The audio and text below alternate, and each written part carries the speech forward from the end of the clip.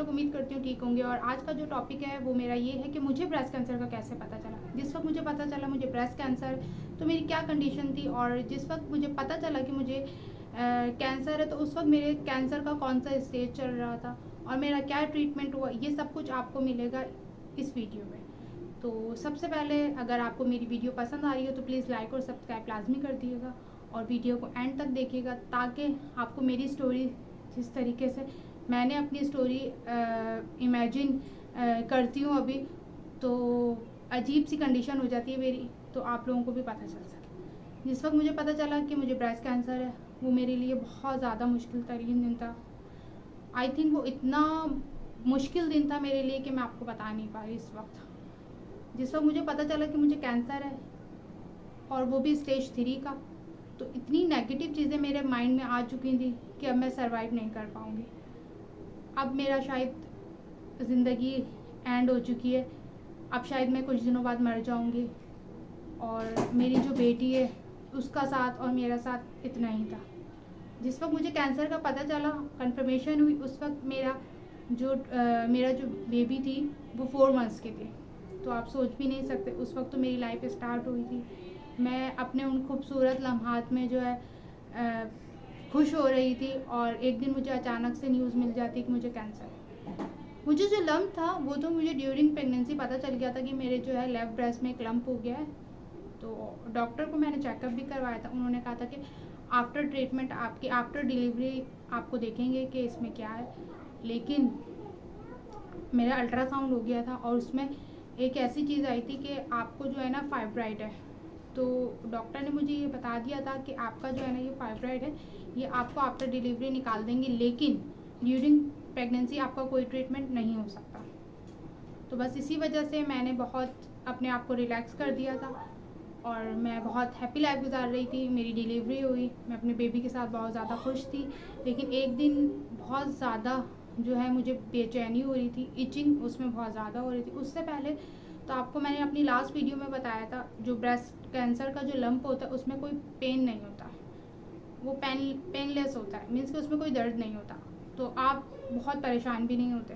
लेकिन आपको इचिंग वगैरह हो रही होती है, वो भी जब आपका स्टेज बढ़ जाता है या आपका जो ट्यूमर होता है उसका साइज़ बड़ा हो जाता है। इसी वजह से मुझे इचिंग वगैरह बहुत ज़्यादा हो रही थी। और दूसरी बात ये कि मैं अपनी बेबी को फीड करवाती थी अपना, वो टोटली मेरे पेट पर थी, तो इसकी वजह से भी मेरी जो गुठली का साइज़ था, जो लम्ब का साइज़ था, वो बहुत तेज़ी से बड़ा होता गया। जिस वक्त मैंने अपना जिस रात को जब मुझे बहुत ज़्यादा इचिंग हो रही थी, सुबह मैं डॉक्टर के पास गई तो वहाँ पर मैंने अपना अल्ट्रासाउंड करवाया।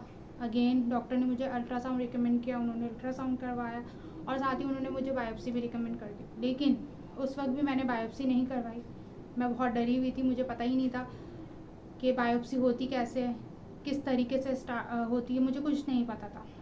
आपको एक बायोप्सी की वीडियो भी मैं बताऊंगी दूसरी वीडियो में, तो आप वो ज़रूर देखिएगा कि किस तरीके से आपकी बायोप्सी होती है। उसमें आपको घबराना नहीं है, क्योंकि वो फाइनल स्टेज होता है कंफर्मेशन के कि आपको कैंसर है या नहीं। तो मेरे साथ भी बिल्कुल यही हुआ। मैं जो हूँ गई वहाँ पर, डॉक्टर ने मुझे अल्ट्रासाउंड कर दिया, उसमें उनको कंफर्म हो गया कि भाई जो लंप है वो कैंसरियस ही लग रहा है, लेकिन कंफर्मेशन के लिए उनको बायोप्सी करनी थी मेरी, जो कि मैं नहीं करवा रही थी। फिर अगेन हम वापस आ जाते हैं घर पर अपने, और फिर 1-2 दिन गुजरने के बाद वो जो मेरा पेन है उसमें बहुत शिद्दत अख्तियार कर गया, उसमें बहुत ज़्यादा दर्द होने लगा, मुझे बहुत बेचैनी होने लगी। मैं रात को सोती नहीं थी, बस पूरा दिन जाग रही हूँ, बस कोई काम करने को दिल नहीं चाह रहा, बस एक जो है ना जिस्म में बेचैनी हो रही है। तो फिर मैं किसी और हॉस्पिटल गई। जब मैं वहाँ गई तो उन्होंने भी मुझे फर्दर कहा कि आपकी बायोप्सी होगी। अब मेरे हस्बैंड ने मेरी बायोप्सी करवा दी। बायोप्सी के 15 दिन बाद जो है मेरे उसके रिपोर्ट आई। डाव से मेरी बायोप्सी हुई थी, वहाँ से मेरी रिपोर्ट आई, तो उसमें आ गया कि आपको ट्रिपल नेगेटिव का स्टेज 3 का ब्रेस्ट कैंसर है और इस वक्त मेरे ट्यूमर का साइज़ हो गया 10 cm। अब तो बहुत ज़्यादा वो मुश्किल तरीन दिन था हमारे लिए कि अब क्या होगा। बहुत सारी नेगेटिव चीज़ें आ गई थी मेरे जहन में, और इंशाअल्लाह देखें आप लोगों के सामने हूँ इस वक्त और वीडियो बना रही हूँ। ऐसा कुछ भी नहीं हुआ जैसा मैंने सोचा था, लेकिन मुझे बहुत सारी मुश्किलों को फेस करना पड़ा, बहुत सारी तकलीफ़ें बर्दाश्त करनी पड़ी, बहुत सारे नुकसानात बर्दाश्त करने पड़े।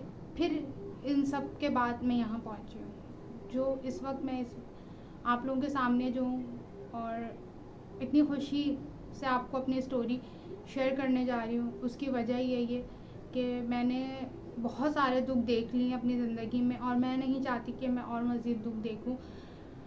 ज़ाहिर सी बात है, अल्लाह ताला हर दुख के बाद एक खुशी से नवाजता है। तो ये मेरी खुशी के जो लम्हात हैं, अब वो मैं आप लोगों के साथ शेयर करूँगी। अपनी रूटीन, अपनी C-सेक्स स्टोरी जो है कैंसर से के बाद की, अपनी अच्छी सी कैंसर के बाद की लाइफ जो मैं गुजारी हूँ, वो सब आप लोगों के साथ शेयर करूँगी। अपनी बेटी के साथ मैं किस तरीके से रहती हूँ पूरा दिन, अपने हस्बैंड को कैसे टाइम देती हूँ, क्योंकि ये सारी चीज़ें जो हैं जिस वक्त मेरा कैंसर डायग्नोज हुआ था वो रुक चुके थे। मैं टोटली बस सिर्फ अपने आप में रहती थी। इतनी गलत चीज़ें मेरे जहन में आती थी कि मैं सोचती भी नहीं थी, लेकिन फिर भी वो मेरे जहन में होती थी हर वक्त। लेकिन अल्लाह का शुक्र है, अल्लाह ताला ने मुझे इस सब चीज़ों से निकाल दिया और मैं अब बहुत खुश हूँ।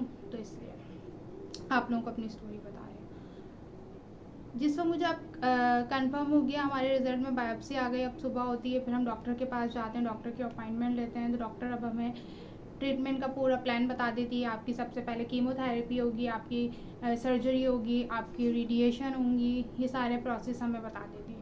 जो कैंसर का जो मेन ट्रीटमेंट होता है वो कीमोथेरेपी होती है, दैन सर्जरी होती है, क्योंकि वो ट्यूमर निकालना होता है। सर्जरी के बाद आता है फिर रेडिएशन। जो रेडिएशन होता है आपका, वो लास्ट ट्रीटमेंट होता है कैंसर का। उसके बाद आपके अंदर से कैंसर ख़त्म हो जाता है, लेकिन उसके दोबारा आने के चांसेस बहुत ज़्यादा होता है। और ये आपकी सबसे बड़ी अचीवमेंट होती है कि आपके अंदर जिस्म से कैंसर टोटली ख़त्म हो जाए, आपको कोई मेडिसिन ना लेनी हो उस वक्त। तो ये सारी चीज़ें होती हैं। जो मेरा कैंसर था वो ट्रिपल नेगेटिव ब्रेस्ट कैंसर था, और वो बहुत ज़्यादा एग्रेसिव था। डॉक्टर ने मुझे सिर्फ कहा था कि कीमोथेरेपी और सर्जरी और उसके बाद तो रेडिएशन, आपकी ये तीनों ट्रीटमेंट होंगे। अब तक जो है मेडिसिन हैं, आपको इसके बाद वो कंटिन्यू नहीं की जाएंगी। कुछ हेसेप्टिन के इंजेक्शन कहलाते हैं, कुछ वो लगते हैं, मुझे वो भी नहीं लगे थे।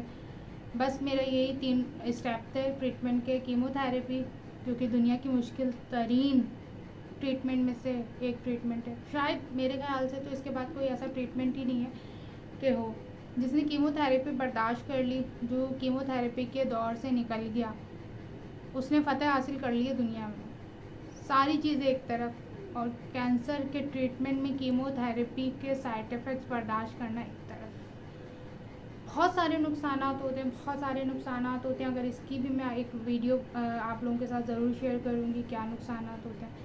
सबसे बड़ा जो मुझे कीमोथेरेपी का जो नुकसान हुआ ना, वो मेरे हेयर लॉस का था। मेरे बाल उतर गए थे, मेरे पूरे बाल चले गए थे, मेरे सर पे एक भी बाल नहीं था। मीन्स कि मेरी आईलैशेस पे एक भी बाल नहीं था। मीन्स कि मेरा आईब्रो नहीं था। मेरे जिस्म पे किसी भी किस्म का कोई बाल मौजूद नहीं था मेरे कीमोथेरेपी के दौरान। बहुत मुश्किल टाइम था वो मेरे लिए, लेकिन अल्लाह ताला का शुक्र है कि मैं इस दौर से निकल चुकी हूँ और आप लोगों के सामने हूँ। दूसरी बात ये कि जिस वक्त अब मुझे कंफर्म हो गया था कि मुझे ब्रेस्ट कैंसर है, फिर बस मैंने एक चीज़ ताया कर ली थी, एक चीज़ पे फोकस था बस मेरा, कि अब मुझे इससे लड़ना है और जीत के दिखाना है। नेगेटिव चीज़ें तो मेरे साथ पूरे ट्रीटमेंट रहीं, और कभी कभी अब भी किस वक्त किसी डिप्रेशन में होती हूँ तो मुझे वो सारी चीज़ें याद आ जाती हैं। लेकिन फिर जब वो सब भूल जाती हूँ, फिर मैं सोचती नहीं हूँ कि भाई मैं कैंसर सर्वाइवर हूँ या मैंने कैंसर जैसी बीमारी से लड़ा है, तो फिर मुझे वो कुछ भी याद नहीं आता। लेकिन जिस वक्त मैं याद कर लेती हूँ तो उस वक्त मेरी बहुत बुरी कंडीशन होती है। और फिर मैंने बहुत कोशिश की कि मैं अपने आप को संभालूँ और आप लोगों के सामने ये वीडियो शेयर करूँ। तो इसी वजह से बस मेरी ये वीडियो बनाने का मकसद है। अगर मेरी वीडियो पसंद आ रही है तो प्लीज़ मेरे चैनल को जाके लाइक और सब्सक्राइब लाजमी कर दिएगा, ताकि मेरे आने वाली और मज़ीद अच्छी वीडियोस आप तक पहुंच सकें। मेरी जो नेक्स्ट वीडियो होगी वो होगी कीमोथेरेपी के लिए। तो प्लीज़ जब तक के लिए अल्लाह हाफिज़। दुआओं में मुझे याद रखिएगा और मेरे चैनल को लाजमी सब्सक्राइब करते जाए। अल्लाह हाफिज़।